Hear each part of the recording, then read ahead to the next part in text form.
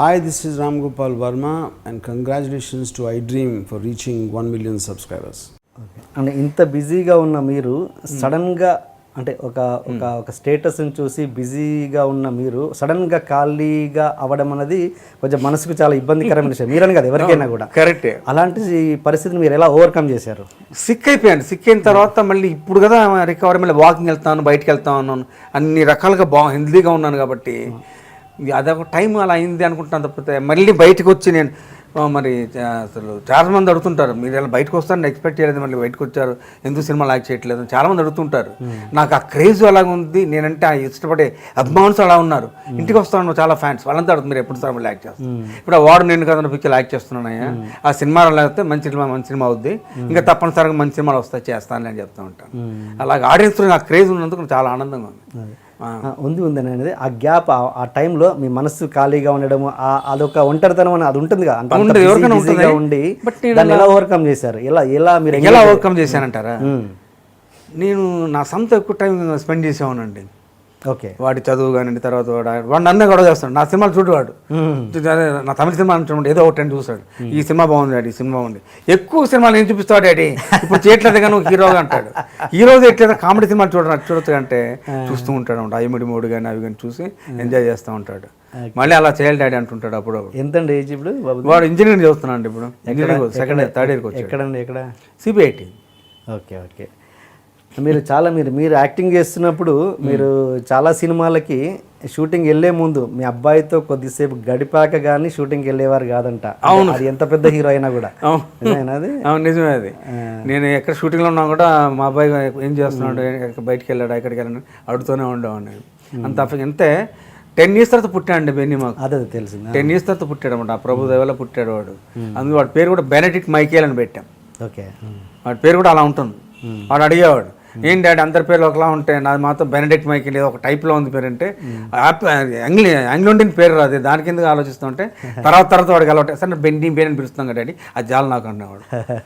వాడికి అంత పెద్ద పేరు బెనెడిక్ట్ మైకేల్ అనేది పెద్ద ముందు ఒకలాగనేవాడు, తర్వాత వాడికి మళ్ళీ వాళ్ళ ఫ్రెండ్స్ అంతా మైకేల్ పెట్టడంతో వాడు ఎంజాయ్ చేస్తూ ఓకే డాడీ నా పేరు బాగుంది అనేవాడు.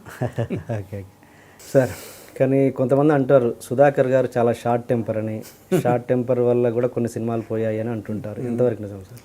అది షార్ట్ టెంపర్ కాదండి, ఏదైనా ఫ్రాంక్గా మాట్లాడుతూ ఉండాను నేను.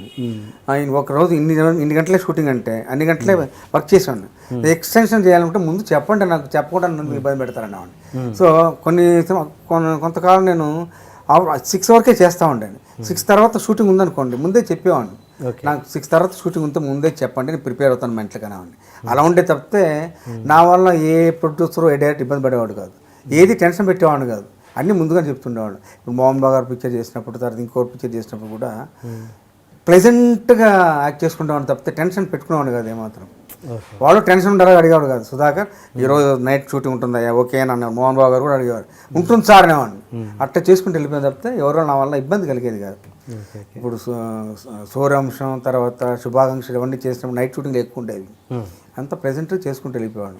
వాడు ఆ పిక్చర్స్ అనేవి కూడా మంచి పేరు. నాకు ముఖ్యంగా భీమినేని శ్రీనివాసరావు గారి పిక్చర్స్ ఎక్కువ పేరు వచ్చింది. నెంబర్ ఆఫ్ మూవీస్ చేశాను.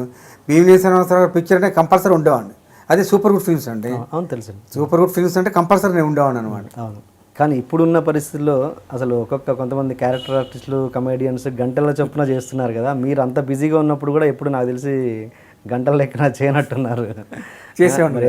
ఎందుకు మీరు క్యాష్ చేసుకోలేదు? అంటే క్యాష్ అంటే డబ్బే సంపాదించాలనే ఇంటెన్షన్ నాకు ఉండేది కాదు. చేస్తే మంచి పిక్చర్స్ అని కూడా మంచి పేరు రావాలి, సినిమా చూసి జనమంతా ఎంజాయ్ చేసేవాళ్ళన్న పాయింట్ ఆఫ్ ఉండేవాడు తప్పితే ఎక్కువ సినిమాలు చేస్తే ఎక్కువ డబ్బు సంపాదించేద్దామన్న థాట్ ఎక్కువ ఉండేది కాదు. అంత ఇంటెన్షన్ అమౌంట్ మీద ఉండేది కాదు. ఓకే. వచ్చిన క్యారెక్టర్కి న్యాయం చేకూర్చి 10 మందిలో ఒక క్యారెక్టర్ క్లిక్ అయ్యి జనం చూసి ఎంజాయ్ చేయాలనే థాట్ ఉండేది తప్పితే మీరు ఇంటెన్షన్ ఉండేది కదా. ఒక డెడికేషన్లో చేసేవాడు క్యారెక్టర్. ముత్యాల సుబ్బయ్య గారు ఉండేవారు, సుధాకర్ నీలో ఒక ఆంజనేయులాగా అయ్యాను, ఆ శక్తి ఉంది, నేను ఇంకా చేయాలి అనేవాడు. నేను ఈ క్యారెక్టర్ ఇంతే సరిపోద్ది డైరెక్టర్ గారు అంటున్నాను నేను. ఎలాగా మీకు నచ్చిన, మీరు చేసిన వాళ్ళు నచ్చిన డైరెక్టర్ ఎవరు సార్? అంటే నచ్చిన అంటే ఓకే మీకు కంఫర్ట్. రవిరాజా పినిశెట్టి, ముత్యాల సుబ్బయ్య గారు, ముప్పల్నేని శివ, బి గోపాల్ గారు, భీమినేని శ్రీనివాసరావు, వీళ్ళందరూ మధ్య నచ్చిన డైరెక్టర్సే. ఒకరు కాదని చెప్పడానికి లేదండి, ప్రతి ఒక్కరు నన్ను ఎంజాయ్ చేసేవాళ్ళు. నేను డైలాగ్ అంటే ఎంజాయ్ చేసేవాళ్ళు, సెట్లు ఎంజాయ్ చేసేవాళ్ళు. ఇప్పుడు మీరు రీఎంట్రీ ఇవ్వాలనుకుంటే ఓకే చిన్న ఒక సినిమా చేశారు ఎలాగో, మళ్ళీ రీఎంట్రీ ఇవ్వాలనుకుంటే కదా మీ మనసులో ఉన్న ఫలానా హీరోతో చేస్తే బాగుంటుంది నా రీఎంట్రీ, లేదంటే ఫలానా డైరెక్టర్తో సినిమాలో వెళ్తే బాగుంటుందని ఎవరైనా ఉన్నారా మీ మనసులో? ఇప్పుడు నేను ఇంతకుముందు వెంకటేష్ గారితో యాక్ట్ చేశాను, తర్వాత నాగార్జున గారితో యాక్ట్ చేశాను, బాలకృష్ణతో యాక్ట్ చేశాను నెంబర్ ఆఫ్ మూవీస్, తర్వాత చిరంజీవి గారితో ఎక్కువ సినిమాలు యాక్ట్ చేశాను. అందరి హీరోస్తో యాక్ట్ చేశాను అంటే నేను. అదొకే ఇప్పుడు రీఎంట్రీ కోసము ఫలానా హీరోతో వెళ్తే నాది ఎంట్రీ బాగుంటుంది, లేదా ఫలానా డైరెక్టర్ సినిమాలో వెళ్తే బాగుంటుంది అని ఏదైనా మీ మనసులో ఒక కోరిక ఉండి ఉంటుందిగా. మళ్ళీ వెంకటేష్ గారితో చేస్తే బాగుంటుంది అనిపిస్తుంది. ఎందుకంటే ఆయన ప్రతి షాట్ అయిన వెంటనే ఏం సుధాకర్ ఎలా ఉంది, నెక్స్ట్ ఏంటి సాయంకాలం ఏం చేస్తున్నావు సుధాకర్, వంట ఏమన్నా బయటకు వెళ్తున్నావా, హోటల్కి వెళ్తున్నావా అని అడుగుతుండేవాడు ఆయన. వెంకటేష్తో చాలా సరదాగా ఉండేది నాకు. చిరంజీవి గారితో తెలియని విషయం, నా ఫ్రెండ్ ఆయన. చిరంజీవి గారు మరి 150 సినిమాలు మీరు ఉంటే బాగుంటుందిగా. దాంతో సరైన క్యారెక్టర్ ఉందనుకోండి డెఫినెట్గా ఆయనే పిలుస్తారు, సమస్య లేదు. అవునా? నేను హాస్పిటల్లో ఉన్నప్పుడు మరి చిరంజీవి గారు ఫ్యామిలీతో వచ్చి చూసి వెళ్ళారంట. నేను కోమాలో నాకు తర్వాత చెప్పారు. Okay okay okay. తర్వాత అలా జరిగింది అది. తర్వాత కోటి గారు వచ్చారంట, జగపతి బాబు వచ్చారంట, తనికెళ్ళ భరణి గారు వచ్చారంట. వీళ్ళందరూ వచ్చారంట హాస్పిటల్లో ఉన్నప్పుడు. నువ్వు తొందరగా కోలుకుంటాడు సుధాకర్, ఏం ప్రాబ్లం లేదండి, మళ్ళీ కోలుకొని మళ్ళీ యాక్ట్ కూడా చేస్తారని అనేవాళ్ళు అంట వాళ్ళు. మరి వాళ్ళందరూ ఆశీర్వాదం వల్ల మళ్ళీ ఒక పిక్చర్ యాక్ట్ చేయగలిగాను నేను. ఆ సినిమా తర్వాత మళ్ళీ సినిమాలు వచ్చాయంటే తప్పనిసరిగా చేస్తాను. మరి మంచి క్యారెక్టర్ వచ్చిందనుకోండి, నువ్వేం ఏ చేయాలని లాగా ఎవరిని వచ్చారనుకుంటే తప్పనిసరిగా చేస్తాను, సమస్య. తర్వాత కోలుకున్నాక కలిసారా చిరంజీవి గారు మిమ్మల్ని? కోలుకున్నాక ఒకసారి కలిసాను చిరంజీవి గారు. ఆఫీస్కి రమ్మన్నారు, ఆఫీస్కి వెళ్ళి కాస్త కూర్చొని మాట్లాడాను. మా బాబు సీట్ కోసం వెళ్ళాను అనమాట. సేమ్ ప్రాబ్లమ్ సుధాకర్ నేర్పిస్తాను సీట్ అన్నట్టు. మరి ఈ లోపల సిబిఐటీలోనే చేస్తానని మా అబ్బాయి, సార్ సిబిఐటీలో వచ్చింది. Okay okay. ఒకవేళ డైరెక్టర్ అనుకుంటే ఏ డైరెక్టర్తో వెళ్దామని? సపోజ్ త్రివిక్రమ్ గారు అన్నారు, పూరి మరి పిచ్చినట్టు అది ప్రేమకథా చిత్రం మారుతి అది చూసాను. చూసిన తర్వాత డైరెక్ట్ బాగా చేశాడు పిక్చర్. ఇలాంటి పిక్చర్ ఇలాగా క్యారెక్టర్ మోల్డ్ చేసే డైరెక్టర్ చేస్తే బాగుంటుంది అనిపించింది నాకు. ఓకే. మరి 30 వాళ్ళందరి సినిమాలు చేశాను కానీ ఇప్పుడు చేసేవాళ్ళు మరి అతను బాగుంది తీసిన విధానం కానీ, తన భలే భలే మాగాడు అని వాదించాడు, చేస్తుంది బాగుంటుంది అనిపిస్తుంది. ఇప్పుడు ఎలా ఉంది సార్ మీ ఫైనాన్షియల్ స్టేటస్? నాకేం ప్రాబ్లం లేదు, I'm happy, no problem. Very happy. మీ career very long career sir. ఎంతోమంది మీ కళ్ళ ముందే స్టార్డమ్ చూశారు, అంతే ఇదిగా పతనం అయిపోయిన వాళ్ళు మీ కళ్ళ ముందు ఎంతోమందిని చూశారు. అవునవును. వాళ్ళని చూస్తుంటే మీకు ఏమనిపిస్తుంది? ఇప్పుడున్న జనరేషన్కి మీరు ఇవ్వగలిగే సజెషన్ ఏంటి? ఇప్పుడు వచ్చే జనరేషన్ చెప్పే సలహా ఏంటంటే డెడికేషన్ ఉండాలి క్యారెక్టర్ మీద. ఏ క్యారెక్టర్ చేస్తున్నా దాన్ని అవగాహన చేసుకొని ఇన్వాల్వ్ అవ్వాలి క్యారెక్టర్. అక్కడ స్పాట్లో ఇంప్రూవ్ చేయగలిగే శక్తి కూడా ఉండాలి. అది లేకపోతే ఇంప్రూవ్ చేసే శక్తి లేదనుకోండి లాంగ్ స్టాండింగ్ ఉండదు. మరి నాకు ఇంతకాలం లాంగ్ స్టాండింగ్ ఉంటే జనం ఇంత లైక్ చేశారంటే మరి నేను అంత ఇదిగా కాన్సన్ట్రేట్ చేసేవాడిని క్యారెక్టర్స్. ఓకే. షార్ట్ కామ్గా కూర్చోండి కాదు, ఒక్కొక్కసారి ఇది ఉంటే డైలాగ్ పేపర్ ముందే తీసుకొని అరగంట ముందే ప్రిపేర్ అయ్యేవాడిని. ఇలా చెప్తే బాగుంటుంది, అలా చెప్తే బాగుంటుంది, దాన్ని ప్రిపేర్ అయ్యేవాడిని. మోడలేషన్ చూసుకునేవాడిని, ఇంకోటి చూసుకునేవాడిని, వాకింగ్ స్టైల్ చూసుకునేవాడిని, ఇన్ని చేసేవాడిని నేను. మరి ఎట్లా సరదా అటు ఇటు తిరుగుతుండేవాడిని కానీ అది అబ్జర్వ్ చేసేవాళ్ళు కదా ఎవరు నన్ను అలాగా. బట్ అంత డీప్గా ఇన్వాల్వ్ అయ్యేవాడిని క్యారెక్టర్స్. అట్లా తర్వాత ఫ్రీడమ్ ఇచ్చేవాళ్ళు నాకు డైరెక్టర్స్. ముత్యాల సుబ్బయ్య గారు కానీ, రవిరాజా పినిశెట్టి కానీ, బి గోపాల్ గారు కానీ, భీమినేని శ్రీనివాసరావు గారు నాకు టైం ఇచ్చేవారు. నువ్వు ఇలా చేసి ఇలా చేస్తే బాగుంటుందని వాళ్ళు డిస్కస్ చేసి మరి ఇంప్రూవ్ చేసుకోగలిగాం స్పాట్లో. అంతే ఇది ఉండేది.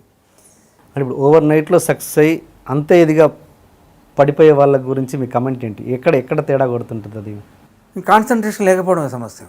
కాన్సన్ట్రేషన్, డెడికేషన్ లేకపోవడమే. ఓవర్ నైట్ వెళ్ళిపోతున్నారంటే ఇంక మరి డెడికేషన్ లేనట్టే అర్థం. మీరు మద్రాసులో ఇన్స్టిట్యూట్ చేస్తున్నప్పుడు చిరంజీవి గారు, మీరు, నా హరిబాబు గారు, వీళ్ళంతా మీకు దేవదాస్ కనకాల గారు కదా సార్ గురువు గారు? ఎవరండి మీకు గురువు గారు? దేవదాస్ కనకాల గారు ఆయన మాకు లక్ష్మీ దేవదాస్ గారి మిస్సెస్, ఆమె మాకు ఇన్స్ట్రక్టర్. అప్పుడు మీకు ఎలా ఉండేది సార్? అంటే ఎలాంటి ఎక్సర్సైజ్ ఉండేవి? ఇంప్రొవైజేషన్ క్లాసెస్ కానీ, యోగా క్లాస్ ఉండేది, ఇంప్రొవైజేషన్స్ ఉండేవి, సబ్జెక్ట్ మీద సొంత రాళ్ళతో యాక్ట్ చేసి చూపించామని చెప్పేవారు, అవన్నీ ఉండేది. ఇంప్రొవైజేషన్ క్లాసెస్ మీరు చిరంజీవి గారితో చేసేవాళ్ళ? చిరంజీవి మా నెక్స్ట్ బ్యాచ్, మా బ్యాచ్ భానుచంద్ర ఒక్కడే. భానుచంద్ర చిరంజీవి గారు నేను roommates. Only roommates roommates okay. ఇంకా బాగా ఫ్రెండ్ లేదు, మేము ఇద్దరం మంచి ఫ్రెండ్స్గా ఉండేవాళ్ళం. హరిప్రసాద్ కూడా మాతో పాటు ఉండేవాడు. మేమిద్దరం ముగ్గురు మంచి ఫ్రెండ్స్, వంట చేసుకునేవాళ్ళం రూమ్లో, కలిసి సినిమాలకు వెళ్ళాం, బయటికి వెళ్ళేవాళ్ళం, డిస్కస్ చేసుకునేవాళ్ళం క్యారెక్టర్స్ గురించి అలాగనమాట. ఇంప్రూవేషన్ అంటే క్లాసెస్ ఎలా ఉండేవి సార్? ఇంప్రూవేషన్ క్లాసెస్ ఎలా ఉండేవి అప్పుడు? తమాషా ఉండేదండి. ఒక ప్రాబ్లం ఇచ్చేవాడు, ఈ ప్రాబ్లం మీద సొంతంగా మాట్లాడేవాడు. ఇంకా ఆ ప్రాబ్లం పట్టుకొని నువ్వు సపోజ్ నేను అప్పడానికి వచ్చాను అనుకోండి, నేను అప్పిచ్చాను కదా, నేను ఇప్పుడు ఎందుకు అప్పు ఇవ్వట్లేదు అన్నాడు. మాకు ఇవ్వట్లేదు, నాకు దొరకట్లేదు అప్పు. నీకు దొరకపోతే నాకేంట్రా, నేను ఫ్రెండ్ను, నువ్వు ఇవ్వాలరా అనేవాడు. అది ఇంప్రొవైజేషన్స్ అట్టే డెవలప్ అంటే ఆ ఇంప్రొవైజేషన్స్ కోసం కొట్టుకునే దాకా వెళ్ళిపోయేది. కొట్టుకునేటప్పుడు లక్ష్మీదేవి సార్ ఆపేవారు, కొట్టుకోకుండా అయ్యా బాబు అని అలా ఉండేది. ఇంట్రొడక్షన్ కొంచెం హెవీగా ప్లాన్ చేసాం. అసలు ఏంటి అన్యాయం, ఏంటి దౌర్జన్యం? 3 రోజుల నుంచి మోసం ఉన్నట్టున్నాయి ముఖాలు. ఎవర్రా మీరు? జూనియర్ ఆర్టిస్ట్ ఉన్నది కూడా లేదు కదా, ఎక్కడ పట్టాడు రా బాబు వీడిని? I love you. పోతారా రే, నాశనం అయిపోతారు. జిమ్మి అన్నారేమి? ఇదే సార్ జిమ్మి. అవులే ఆన్లే అవుపిస్తున్నా నీకు. Hey where are the couple, I want to shoot. ముందు కలర్ తెలియట్టుకుని మా కండిషన్ చూడరా Kaabil. So please do subscribe to Lolo K please. iDream 1 million subscribers ki reach ayindandi. Congrats to iDream Media on reaching 1 million subscribers. iDream Media on 1 million subscribers reach Go. All the best and congratulations to you. Congrats, iDream. Keep up the good work and continue to entertain.